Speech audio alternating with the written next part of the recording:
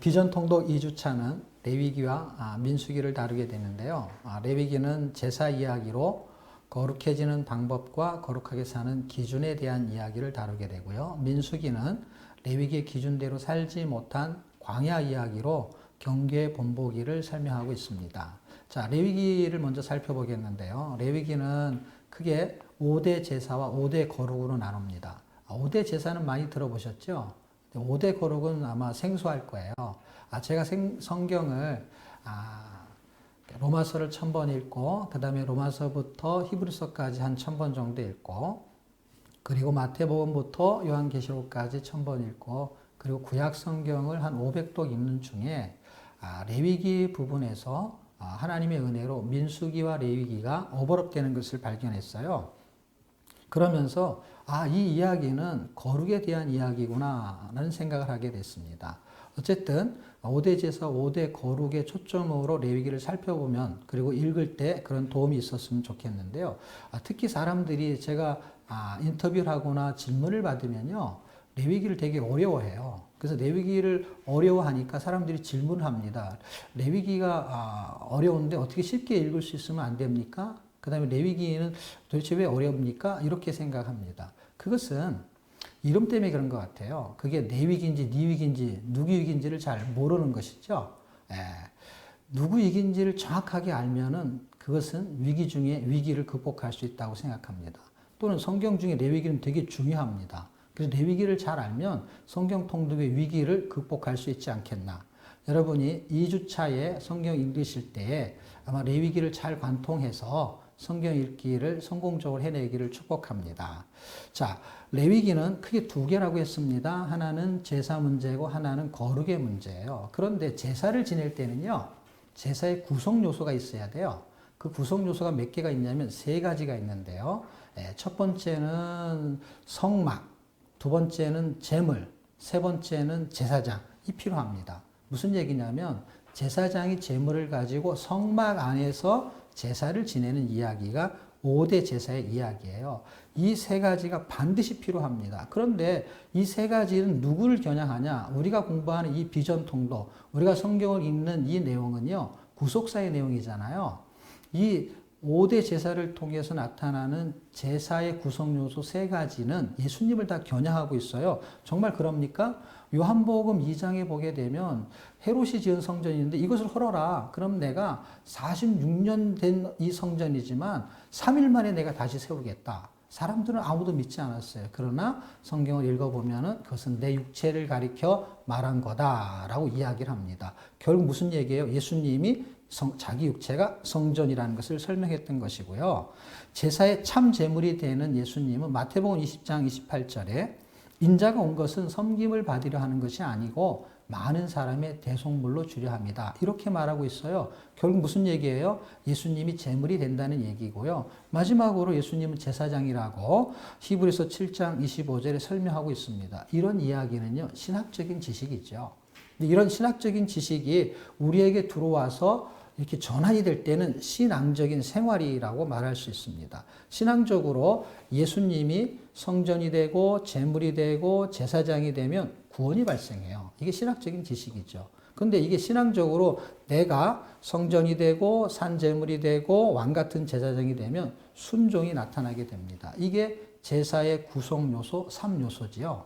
왜 우리가 예수님처럼 똑같이 성전이 됩니까? 고린도전서 3장 16절을 보시면은 하나님의 성령이 우리 안에 계시기 때문에 우리가 성전이라고 성경은 말합니다. 그럼 우리가 어떻게 제물이 되죠? 예수님이 제물이었는데 성경은 로마서 12장 1절에 우리가 산 제물이라고 말합니다. 그것이 마땅한 예배라고 말합니다.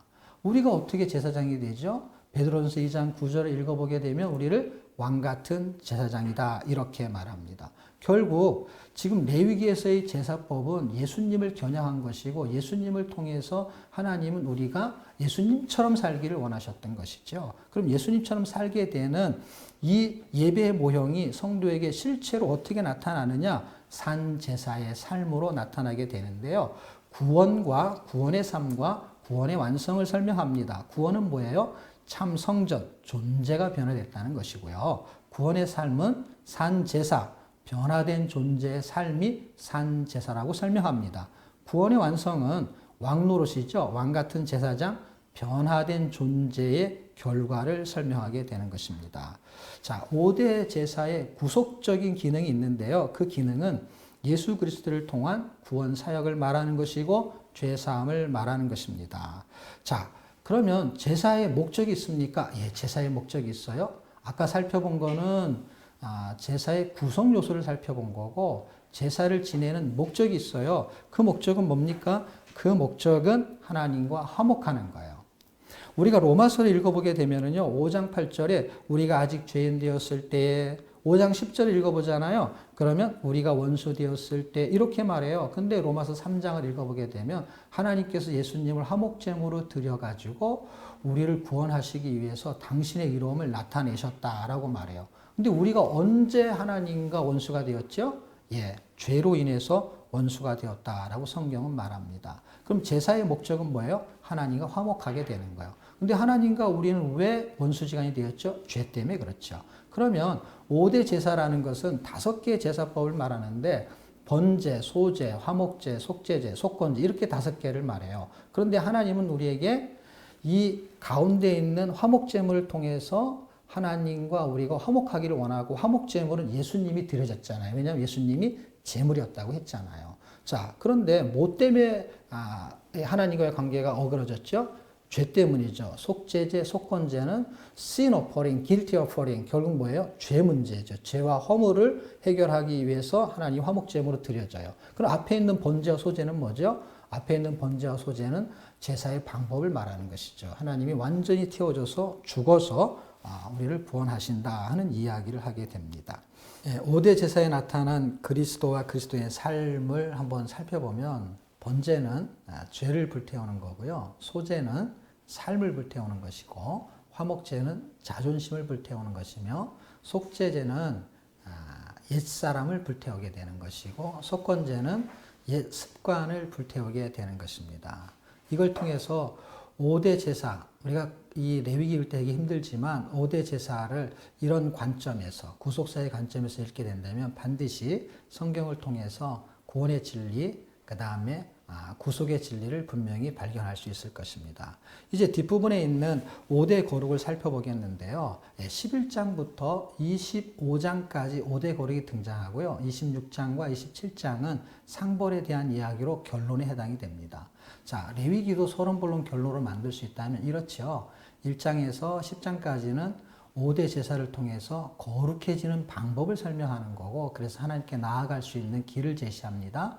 자, 그러면 이제는 본론적으로 11장에서 25장까지 거룩하게 사는 것, 다시 말하면 거룩을 유지하면서 사는 본론적인 이야기가 전개되고 마지막 26장과 27장에는 상벌에 대한 결론으로 끝을 맺게 됩니다. 자, 지금 중요한 것은요, 본론에 해당되는 내용입니다. 왜 그렇죠? 이미 우리가 구원을 받았기 때문에 그래요.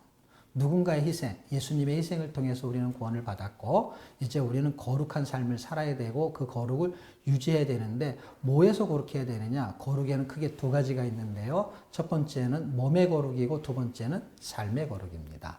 자, 이 첫 번째 해당되는 몸의 거룩은 음식에서 거룩한 것이고 두 번째는 질병에서 거룩한 거예요. 좀 더 거룩에 대한 부분은 사람들이 잘 이해를 못할 수 있어요. 왜냐하면 이런 내용들이 일반적인 주석이나 책에 5대 거룩으로 정리가 잘 되어 있지 않습니다. 5대 제사는 아주 많이 정리가 잘 되어 있어요. 그래서 장절의 구분을 좀 해주면 도움이 될 것 같은데요. 음식에서 거룩은 11장의 이야기고요. 12장에서 17장까지는 다 질병에 대한 부분이 나와요. 그 얘기는 뭐예요? 질병에서 어떻게 거룩을 유지할 수 있느냐 하는 이야기를 다루게 되는 거고요. 18장에서 20장까지는 풍속에 대한 거룩을 말해요. 이 가나안의 풍속이나 애굽의 풍속을 따라가면 안 된다라고 하는 이야기가 그 석장에 담겨져 있는데요. 그 내용은 결국 문화를 말하는 것이죠. 세상 문화를 본받으면 안 되고 하늘의 문화를 가지고 거룩한 문화 생활을 해야 된다 하는 이야기를 다루게 되는 거고요. 그 다음에는요. 그 21장, 22장에는 직분에 대한 거룩이죠. 제사장으로서. 그건 우리 얘기가 아니잖아요. 우리가 아까 5대 제사를 설명했잖아요. 왕 같은 제사장이라고 우리가. 그리고 거룩한 제사장의 삶을 살아야 되니까 이 직분을 감투로 생각하는 것이 아니라 직분을 가지고 충성해야 되는 것인데 그 충성이 거룩을 유지하는 것이라고 성경은 말하고 있습니다. 자, 마지막으로 뒷부분에 있는 이야기는 결국 절기죠. 절기는 뭐예요? 6월절, 그 다음에 77절, 오순절 이런 절기를 말해요. 절기는 결국 뭘 말하냐면 예배를 말하는 것이죠. 예배에서 거룩을 유지하기를 원하는 것이죠. 그런데 이스라엘 백성들이 발람의 꾀에 빠져가지고요. 우상 숭배를 했던 경험들이 있어요. 그건 뭐예요? 그들이 거룩을 유지하지 못했기 때문에 그랬던 것이죠. 하나님이 원하는 거룩의 목적이 있어요. 그것은 세상을 향해서 세상 문화를 점령하기를 원했던 거예요. 어떤 문화로요? 하늘의 문화를 가지고. 그럼 거룩하게 사는 방법은 뭐예요? 그것은 음식과 질병으로 몸의 거룩, 산제사의 삶을 사는 것이고요.